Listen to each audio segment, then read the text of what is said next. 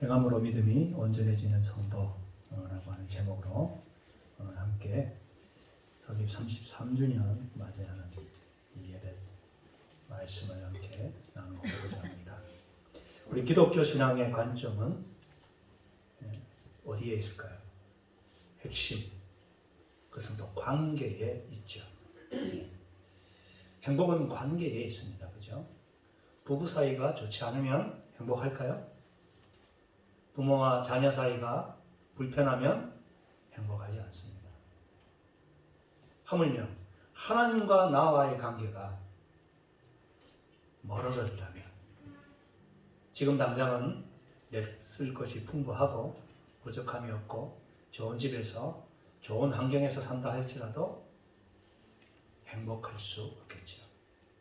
왜냐하면 하나님이 우리의 아버지고 우리는 그분의 아들, 딸이기 때문입니다. 그래서 세상 사람들과는 다른, 우리에게는 환경이 아닌 관계 속에서 주어지는 이 행복이 반드시 필요하다는 것을 기억하셨으면 좋겠습니다. 성경의 대표적인 명령은 십계명이죠. 십계명은 대인관계와 대신관계로 이루어져 있습니다. 잘 아시는 것처럼 1계명에서 4계명까지는 하나님과 우리의 관계입니다. 그리고 5계명에서 10계명은 우리와 우리 사이에, 인간 사이에 어떠한 관계를 맺어가야 우리가 행복할 것인가. 야고보서 2장도 마찬가지입니다. 오래전에 제가 설교했기 때문에 가마득하게 잊어버리셨을 수 있을 것 같아서 2장 1절부터 13절까지 어떤 내용인지 아시죠? 차별하지 마라. 왜 사람을 차별하냐? 부자와 가난한 사람이 동시에 교회에 들어왔을 때 부자에게는 어서 오십시오, 이리 앉으십시오 라고 자리를 내어주면서, 가난한 자에게는 야, 너 마음대로 앉아, 내 발밑에 앉든지, 전혀 신경 쓰지 않는 이러한 모습이 교회 안에 있었어야 되겠느냐? 이것은 예가 아니라 실제로 야고보 사도가 있던 초대교회 안에 일어나고 있었던 문제였다는 것입니다. 오늘날 우리는 어떨까요? 여러분, 교회 안에서조차 우리가 차별하며 사람을 대하지는 않는가? 절대 그런 일이 우리 안에서는 있어서는 안 될 줄 믿습니다. 예. 두 번째로 이제 14절부터 오늘 우리가 읽은 26절까지는 대신관계에 관한 내용입니다. 하나님과의 바른 관계, 좋은 관계를 맺으려면 뭐가 필수일까요? 바로 믿음이겠죠. 하나님과 우리 사이에 믿음이 없다면 어떻게 좋은 관계가 유지될 수 있겠습니까? 우리가 부부 사이에도 마찬가지 아닙니까? 아내가 남편을 믿지 못하고 남편이 아내를 이해하지 못한다면, 신뢰관계가 없다면 어떻게 그 관계가 온전해지고 그 가정에 행복이 있겠습니까? 히브리서 11장 6절 말씀을 다 같이 한번 읽어보겠습니다. 시작. 믿음이 없이는 하나님께 나아가는 자는 반드시 그가 계신 것과 또한 그가 자기를 찾는 자들에게 상 주시는 이심을 믿어야 할지니라. 아멘. 뭐가 없으면 하나님을 기쁘게 하지 못한다고요? 믿음. 반대로 믿음이 있으면 하나님이 너무 기뻐하신다는 것입니다. 그 믿음은 어떤 믿음입니까? 하나님이 반드시 계신다. 하나님께서 이 모든 우주 만물의 주인이시다. 그 하나님이 자기를 찾는 자들에게 또한 상을 주신다. 응답하시고 동행하시고 역사를 이루어 주시는 하나님이심을 여러분은 믿으십니까? 아멘. 아멘. 그렇습니다. 이 믿음이 있을 때 우리의 신앙은 행복하죠. 예배 드리는 것이 기쁩니다. 근데요, 오늘 우리가 읽은 이 본문에 보니까 그 믿음이 진짜인지 가짜인지 한번 체크를 해봐야 된다. 그렇게 이야기하고 있습니다. 여러분, 내 믿음이 진짜인가 가짜인가 어떻게 알 수 있을까요? 물론 하나님은 당연히 아시죠. 우리의 심중을 꿰뚫어 보시는 그분께서 야, 너 가짜구나. 야, 너는 진짜 나를 믿는구나. 다 아시죠? 근데 오늘 이를 기록한 이유는 우리를 위해서입니다. 우리를 위해서. 우리가 스스로 내가 정말 진짜 믿음인지 가짜 믿음인지 알고 고치라는 것이죠. 우리 스스로가 아주 훌륭한 믿음인 것처럼 착각하고 살 수 있기 때문에 그렇습니다. 오래전, 지금도 텔레비전 프로그램에 이런 프로그램이 있더라고요. 진품 명품. 기억나시나요? 이게 오래됐더라고요. 1995년도부터 지금까지 방영되고 있는 것인데, 예, 진짜인지 가짜인지를 이제 감별해 주는 거죠. 예, 그림에 나온 이 고려청자가요, 얼마일까요? 최고 낙찰가를, 이건 정말 진품입니다. 고려시대 때 만들어진 청자네요. 25억이랍니다. 와, 안 놀라시네요. 집에 25억 있으십니까? 그냥 가보러 그냥 이어받았는데 이게 혹시나 얼마나 될까 했더니 25억 감정가가 나온 거예요. 이야, 대박이죠. 네. 이 전문가가 이것을 면밀하게, 그죠? 감별하는 그 기준이 있잖아요. 그냥 아무렇게나 하는 게 아니죠. 네. 요거는 이 청자의 뚜껑까지 아주 완벽하게 갖추어진 몇 안 되는 진품이라고 하더라고요. 우리가 구찌 가방도 전문가들은 보면 안다고 하지 않습니까? 바느질 수가 몇 개인지, 마금질이 어떻게 마무리가 잘 되었는지.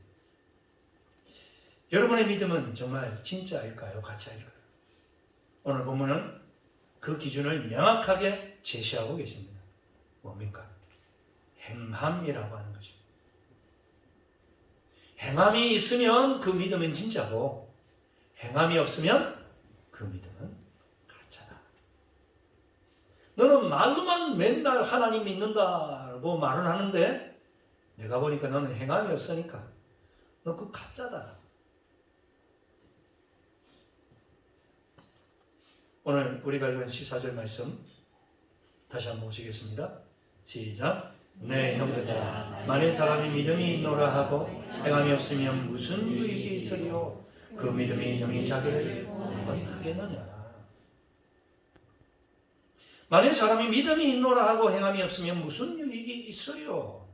그 믿음이 능히 자기를 구원하겠느냐? 흔히 교회에서 구원의 확신이라고 하는 것을 가르치죠. 저도 많이 가르칩니다. 중요하죠.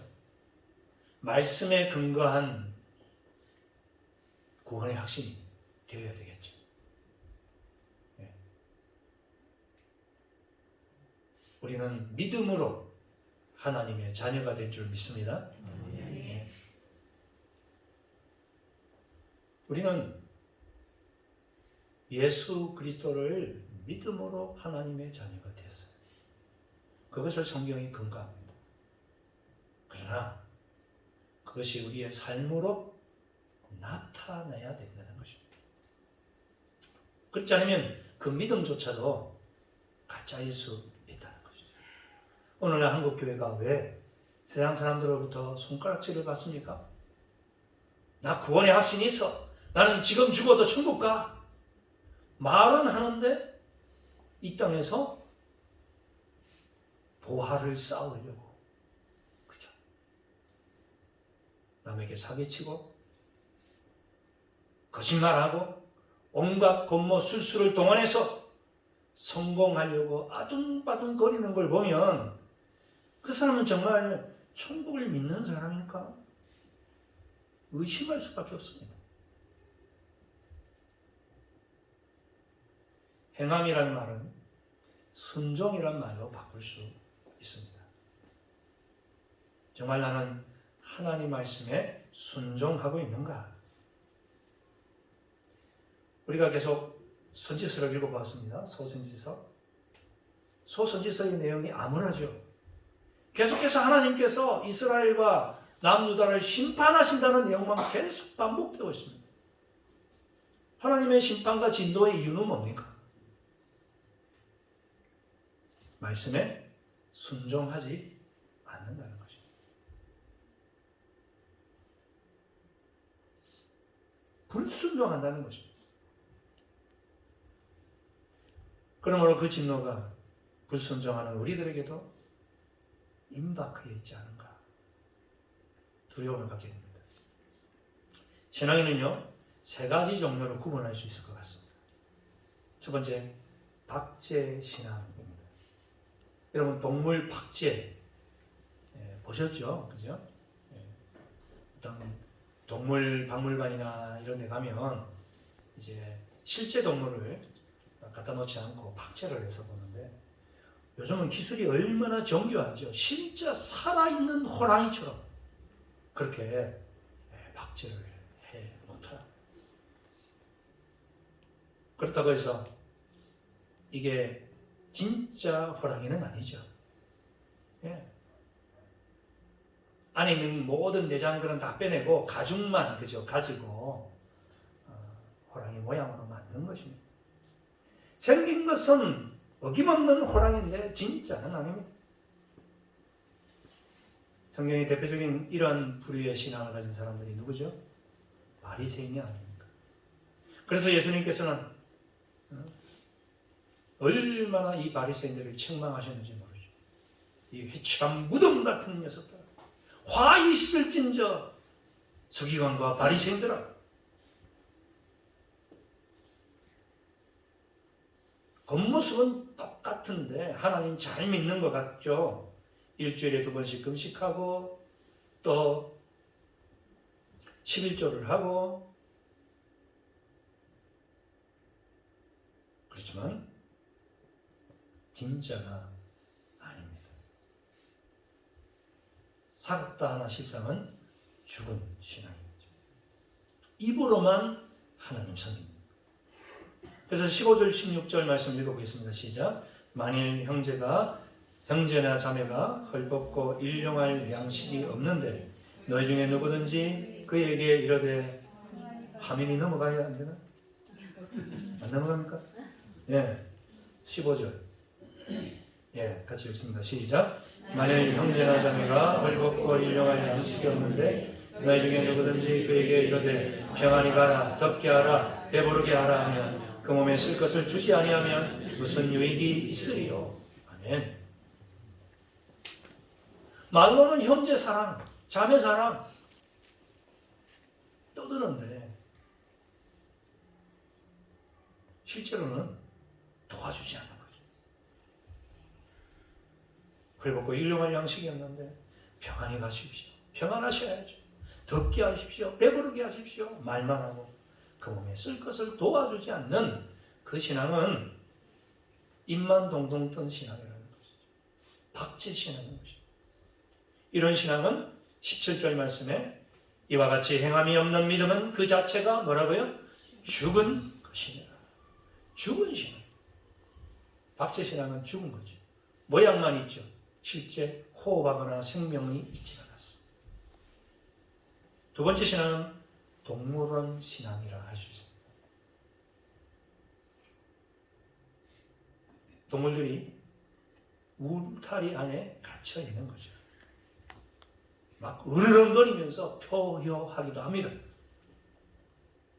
그러나 그 안에서 벗어나지 못하는 것이죠. 이건 어떤 신앙입니까? 열리가지고 싸우니 교회 울타리 안에만 머문 신앙입니다.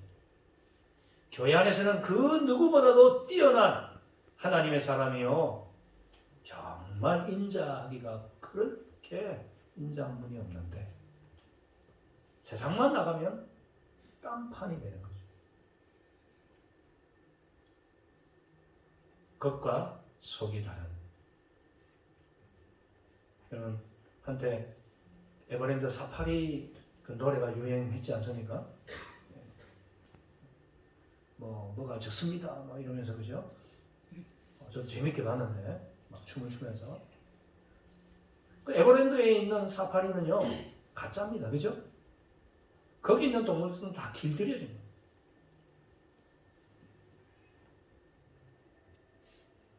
우리의 신앙이 이런 교회 안에서만의 신앙이 되어서는 아니 될 줄 믿습니다. 세 번째 신앙은 야성 신앙이라 말했습니다. 야성에서 사는 동물들, 자연 세계를 마음껏 뛰놀면서, 그렇죠? 자기의 에너지를 발산합니다. 생존 경쟁을 살벌하게 벌이면서 살아나가는, 잡아먹으려고 하는 그 사자나, 그죠? 치타 같은 그런 맹수들을 피해서 달려가는 그 영양 같은, 야, 그 어떻게 그렇게, 그죠? 잡힐 것 같은데 잡히지 않으면서 야성이 살아있는 거죠. 우리가 교회 안에서만이 아니라 그 말씀을 삶으로 세상에서 살아내기 위해 발부둥치고 때로는 피가 터지기도 하고 자천되기도 하고 하나님의 공의와 그 말씀을 붙잡고 나아가는 그런 처절한 삶의 모습, 이것이 진정한 기독교의 야성을 가진 신앙입니다. 초대 성도들은 그렇게 살았지 않습니까? 예수를 믿는 것 자체가 마이너리티였습니다. 주변부에 있는 사람들이었습니다. 세상으로부터 버림받는 사람들이었습니다. 예수를 믿기 때문에 진급이 안 되고 뭔가 수모를 겪었던, 그럼에도 불구하고 목숨까지 내어놓았던 그런 죄와 싸울 때 피 흘리기까지 싸웠던 그 신앙, 33년을 맞이하는 우리 모스크바 장로교회가 그런 야성을 가진 교회가 될 수 있기를 축원합니다. 마귀가 가장 무서워하는 신앙이 무엇입니까? 바로 이런 야성을 가진 신앙. 그래서 오늘 야고보서 저자는 아브라함을 등장시키고 있습니다. 21절 말씀을 보면 우리 조상 아브라함이 그 아들 이삭을 제단에 바칠 때에 행함으로 의롭다 하심을 받은 것이 아니냐, 이렇게 이야기합니다. 무엇으로 의롭다함을 받았다고요? 행함으로. 어떤 행함을 했다고 이야기합니까? 아들 이삭을 제단에 번제로 드렸다는 거죠. 번제가 뭔지는 다 아시죠? 짐승을 잡아 죽여 그 피를 받아 제단에 뿌리고 그 살은 각을 떠서 하나님께 불에 태워 올리는, 이것이 번제 아닙니까? 자기 아들을 짐승처럼 잡으려고 드렸다는 거예요. 네 아들을 나에게 번제로 바쳐. 하나님 농담이시죠? 와, 갑자기 식성이 바뀌셨습니까? 양 염소로 뭐가 성이 안 차십니까? 이렇게 하지 않은 거예요. 아멘. 알겠습니다. 순종하겠습니다. 그게 쉽겠습니까? 눈에 넣어도 아프지 않을 외아들 아닙니까? 적자가 아닙니까? 100세에 얻은 아들. 얘 죽고 나면 이제는 후손이 없는데. 그렇다는 말은 그에게 뭐가 있었다는 거죠? 부활 신앙이 있었다는 거죠. 죽여도 살리시리라. 하나님께서 해결하시리라. 나는 모르지만, 어떻게 해결하실지 모르지만 지금까지 내 삶을 인도하신 하나님이 이유가 있으셔서 나에게 명령하셨겠지. 지금의 삶이 왜 이렇게 어려운지 여러분 이해가 안 될지라도 하나님은 온전히 믿으시고 순종하시기 바랍니다. 순종은 대가를 지불하는 것이죠. 행함 순종이 왜 이렇게 중요한 것입니까? 왜냐하면 순종이 믿음을 온전하게 만들기 때문입니다. 한번 따라하겠습니다. 순종이 믿음을 온전하게 만든다. 그렇습니다. 22절 말씀해 보니까 내가 보거니와 믿음이 그의 행함과 함께 일하고 행함으로 믿음이 온전하게 되는, 믿음이 행함과 함께 일함으로 온전한 믿음이 된다. 여기서 온전하게 되다는 헬라 에텔레오세라고 하는 것은요, 완성된다 이런 뜻을 가지고 있습니다. 믿음의 완성은 행함이라는 것입니다.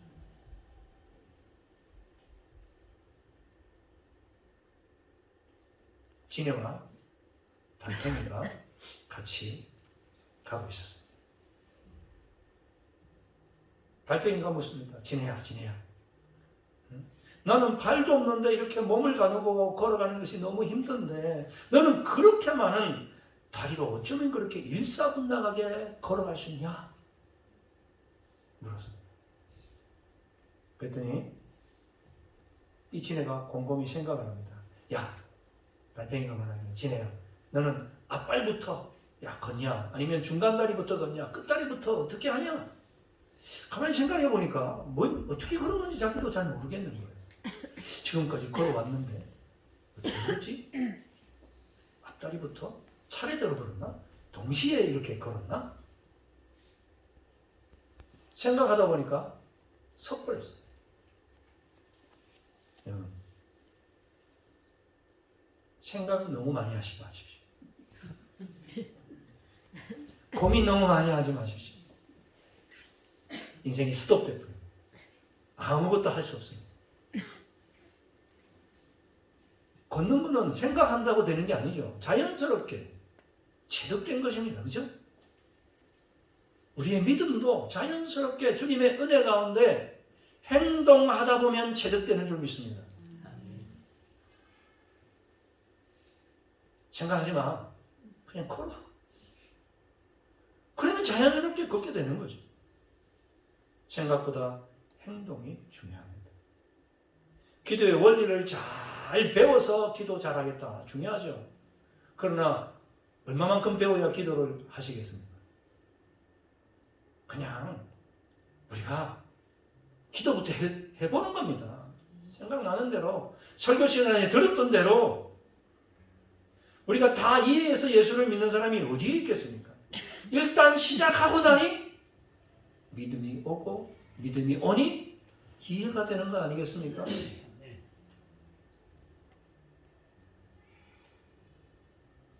동정녀 마리아의 몸속에서 예수님이 어떻게 태어났는지 우리가 다 이해가 되지 않습니다. 예수님이 죽은 자를 살릴 때 어떻게 하셨는지 다 납득할 수 없지만 그러나 예배드리고 믿음이 생기고 그러니 이해가 되고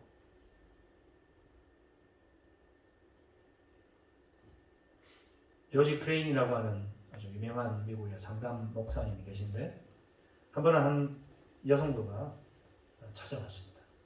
목사님, 아무래도 내 남편과는 도저히 함께 살 수가 없을 것 같습니다. 제가 지금까지 버텨온 것도 얼마나 힘들었는지 모릅니다. 이제 이혼해야 될 것 같습니다. 보통 목사님이면 이런 상담을 받을 때 어떻게 됩니까? 집사님, 한 번 더 생각해 보시죠. 하나님께서 그저 만나게 하신 게 아니지 않겠습니까? 저 같으면 그럴 것 같아요. 근데 이 조지 크레인 목사님은 네, 집사님 잘 생각했습니다. 이혼하십시오. 제가 봐도 그 남편은 도저히 희망이 안 보입니다. 근데요, 그냥 이혼하지 마시고 그래도 통쾌하게 복수를 한번 해야 될 거 아닙니까? 그렇게 얘기하는, 아니 그래요? 목사님 어떻게 복수해야 되는데? 지금 집에 가시면 맛있는 저녁을 차려주십시오. 남편이 좋아하는 거 음식 해주십시오. 먹고 싶다면 그거 해주십시오. 그리고 친절하게 남편 칭찬해 주십시오. 여보, 당신은 어떻게 이렇게 잘생겼어? 야, 당신은 어떻게 이런 일도 너무 잘하지? 조그만 것 하나도 다 칭찬해줘서 부인이 없으면 안 되도록 그렇게 만들어요. 그리고 나서 갑자기 여보 이혼하자. 그러면 충격받아 넘어갈 거다. 가르쳐줬습니다. 그렇게 석 달만 하고 복수하라고 했죠. 석 달이 됐습니다. 목사님 전화를 했어요. 집사님, 이제 이혼할 때가 되었죠? 복수는 하셨어요? 그랬더니, 아니 목사님, 저 이혼 안 합니다. 아니 무슨 말씀이세요? 이혼하셔야지. 목사님, 제가 목사님 시키는 대로 그렇게 하다 보니 제가 정말 남편을 사랑하고 있다는 것을 알게 되었습니다. 지금 결혼 생활 만족합니다. 그랬다는 거예요. 이게 바로 행동 치료라고 하는 것이죠. 마음에는 안 들지만 그냥 밤에 잘 때 그냥 머리 한테 확 쥐어박고 싶은 남편이라 할지라도 잘해주고 그 마음을 이해하려고 애를 쓰다 보면 그 남편도 변화되는 역사가 일어날 줄 믿습니다.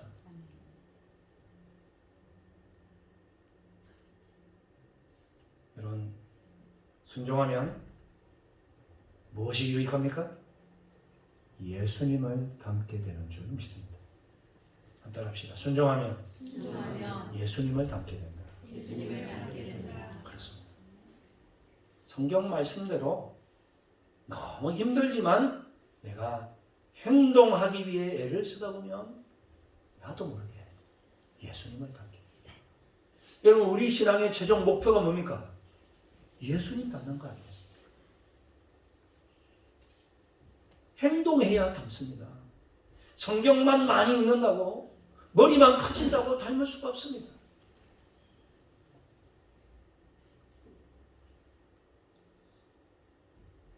어니스트 고든이라고 하는 분이 계십니다. 아마 여러분 한 번쯤은 들어보셨을 거예요. 콰이강의 기적이라고 하는 책을 쓰신 분인데요. 그분의 실화를 바탕으로 만든 영화가 콰이강의 다리라고 하는 것입니다.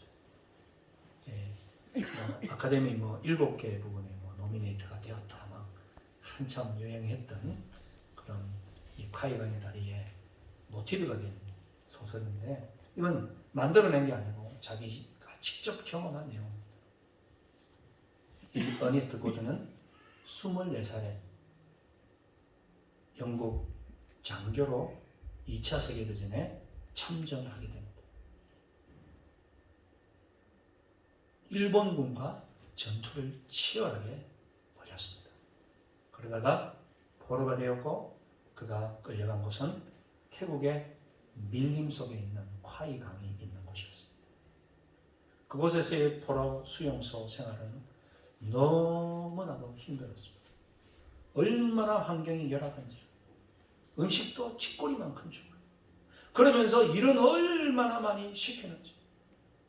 이 콰이강의 다리를 건설하는 동안 포로로 잡혀간 군인들이 11만 명이 죽었다고 합니다.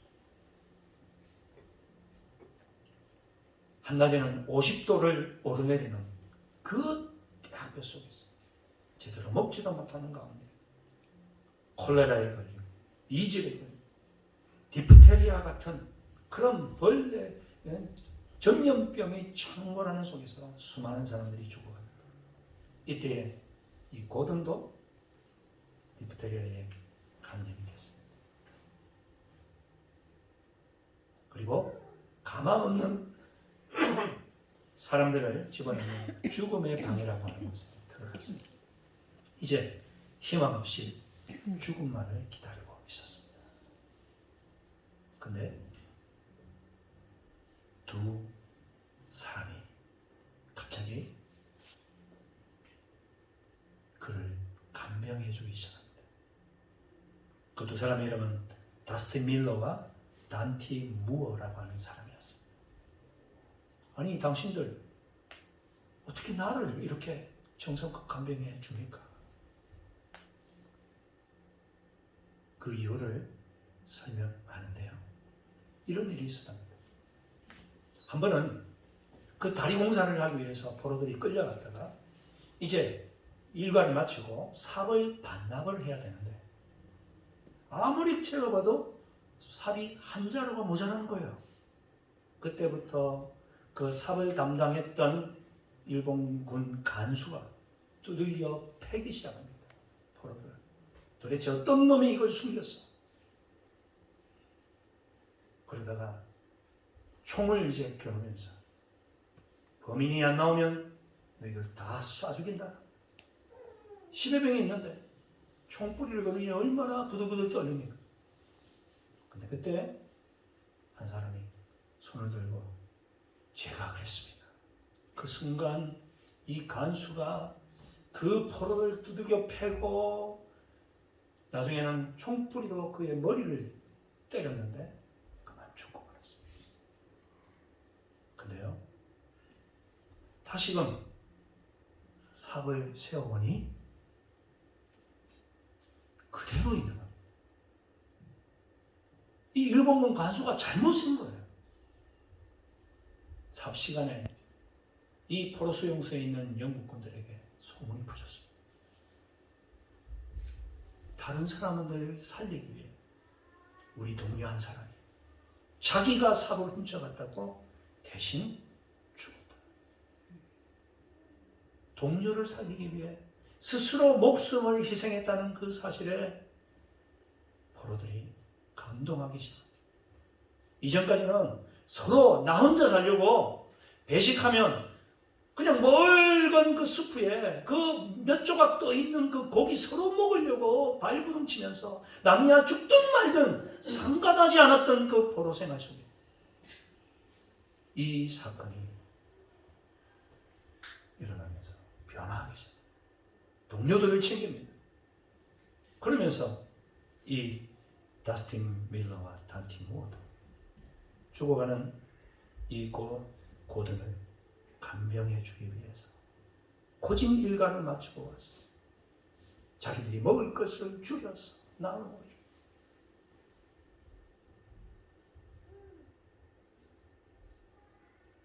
무신론을 했던 이 고든이 이때 예수를 믿게 됩니다. 이 두 사람이 크리스찬이었거든요. 그리고 대나무 숲 집회라고 하는 대나무들이 움츠러난 그곳에서 포로들이 예배드리는 그 장소에서 함께 예배드립니다. 그러다가 정전이 되고 전쟁이 끝난 다음 자기들이 이제 고향으로 가기 위해 타고 가는 그런 차를 타고 가다가 일본군 부상자를 발견했습니다. 부상당한 그곳에 그냥 구더기가 막 이글이글거리면서 그때 이 고든이 그 사람을 치료해 주기 시작합니다. 한 장교가 외쳤습니다. 야, 그 왼수놈을 왜 그렇게 돌봐줘? 그냥 내버려둬? 아닙니다. 이 사람은 우리의 원수가 아닙니다. 하나님은 이 사람을 우리의 이웃으로 만드셨는데 우리가 이 사람을 적으로 만드는 거죠. 이 어네스트 고든은 나중에 목사가 되었고 브리스턴 대학의 교회의 담임 목사로 재직을 하다가 하나님 곁으로 갔습니다. 여러분, 행함이라고 하는 것 다시 한번 생각해 봅니다. 우리 주님의 십자가에 죽으시는 행함이 없었다면, 그 순종이 없었다면 우리가 어떻게 이 자리에 앉아 있을 수 있을까요? 우리의 믿음은 행함으로 완전해지는 줄 믿습니다. 우리 한번 고백을 드렸으면 좋겠습니다. 예수 닮기 원합니다.